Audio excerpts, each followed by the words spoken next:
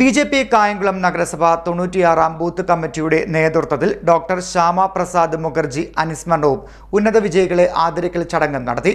BJP. മണ്ഡലം president Krishnakumar Ramdas ഉദ്ഘാടനം ചെയ്തു. ബി.ജെ.പി. കായംകുളം നഗരസഭ 96-ാം ബൂത്ത് കമ്മിറ്റിയുടെ നേതൃത്വത്തിൽ ഡോക്ടർ ശ്യാമപ്രസാദ് മുഖർജി അനുസ്മരണവും ഉന്നത വിജയികളെ ആദരിക്കലും നടത്തി. പ്രസിഡന്റ് ബി സന്തോഷ് അധ്യക്ഷനായി. ബി.ജെ.പി. കായംകുളം നിയോജക മണ്ഡലം കമ്മിറ്റി പ്രസിഡന്റ് കൃഷ്ണകുമാർ രാംദാസ് ഉദ്ഘാടനം നിർവഹിച്ചു. ആ ഒരു തരത്തിലാണ് ഹിന്ദു മഹാസഭയെ മുന്നിലേക്ക് കൊണ്ടുപോകുവാൻ അദ്ദേഹം ശ്രമിച്ചിരുന്നതും. പക്ഷേ നിർഭാഗ്യകരമെന്ന് പറയട്ടെ, ഹിന്ദു മഹാസഭയുടെ ആ സമയത്തെ അധികാരത്തിലിരുന്ന കർമ്മനിരതരായ പ്രവർത്തന മേഖലയിൽപ്പെട്ട ചില നേതാക്കന്മാർക്ക് ചില കാര്യങ്ങൾ ഉൾക്കൊള്ളാൻ വൈമനസ്യമുള്ളതുകൊണ്ടാണ് ഹിന്ദു മഹാസഭ താൽക്കാലികമായി ഒന്ന് ഫ്രീസ് ചെയ്യാൻ വേണ്ടി ശ്യാമപ്രസാദ് മുഖർജി ആവശ്യപ്പെടുകയും ഹിന്ദു മഹാസഭ താൽക്കാലികമായി ഫ്രീസ് ചെയ്യപ്പെടുകയുണ്ട്. അതിനുശേഷം ഹിന്ദു മഹാസഭ പിന്നീട് അങ്ങോട്ട് ആ മുൻകാലഘട്ടങ്ങളിൽ എങ്ങനെയാണ് ഹിന്ദു മഹാസഭ വളർന്നത്, ആ തരത്തിലേക്ക് ഹിന്ദു മഹാസഭ വളർന്നിട്ടില്ല.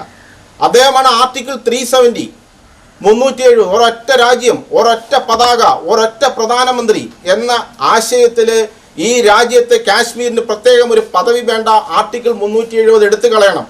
അവിടെ ഒരു പ്രധാനമന്ത്രി കാശ്മീരിലും അതേപോലെ തന്നെ ഒരു പ്രധാനമന്ത്രി ഡൽഹിയിലും, ഒരൊറ്റ രാജ്യത്ത് 2 പതാകയും 2 പ്രധാനമന്ത്രിയും വയ്ക്കുന്ന ഒരു ഭരണഘടനയുടെ അണ്ടറിൽ, ഒരു ഭരണഘടനയുടെ താഴെ 2 പതാകയും 2 പ്രധാനമന്ത്രിയും വരുന്നു എന്നൊരാശയത്തെ ഒരിക്കലും ഉൾക്കൊള്ളാൻ കഴിയാതെ ജവഹർലാൽ നെഹ്റു ഭരിച്ചുകൊണ്ടിരിക്കുന്ന സമയത്ത് ഞാൻ അത് ലംഘിക്കുമെന്ന് പറഞ്ഞുകൊണ്ട് ശ്രീനഗറിലേക്ക് അദ്ദേഹം സമരയാത്ര നടത്തപ്പെടുകയാണ്. ശ്രീനഗറിൽ സമരയാത്ര നടത്തപ്പെടുന്ന സമയത്ത് ഒരിക്കലും ജവഹർലാൽ നെഹ്റു അദ്ദേഹത്തിൻ്റെ പുറത്തു വരാത്ത കുറേ രേഖകളിനകത്ത് പറയുന്നുണ്ട്, ജവഹർലാൽ നെഹ്റു ഇദ്ദേഹം ശ്യാമപ്രസാദ് മുഖർജി ശ്രീനഗറിലേക്ക് കടക്കുകയാണെന്നുണ്ടെങ്കിൽ തിരിച്ച് രാഷ്ട്രീയ പ്രവർത്തനത്തിന് ഡൽഹിയുടെ അകത്തളങ്ങളിലേക്ക് എത്തപ്പെടരുത് എന്നൊരു നിർദ്ദേശം അന്നത്തെ ഉദ്യോഗസ്ഥന്മാർക്ക് കൊടുത്തിട്ടുണ്ടായിരുന്നു എന്നൊരു സ്ഥിരീകരിക്കപ്പെടാത്ത ചില വാർത്തകൾ ഇപ്പോൾ നമ്മൾ അദ്ദേഹത്തിൻ്റെ ആർട്ടിക്കിൾ പലതും വായിക്കുമ്പോൾ നമുക്ക് കാണപ്പെടാൻ സാധിക്കുന്നുണ്ട്.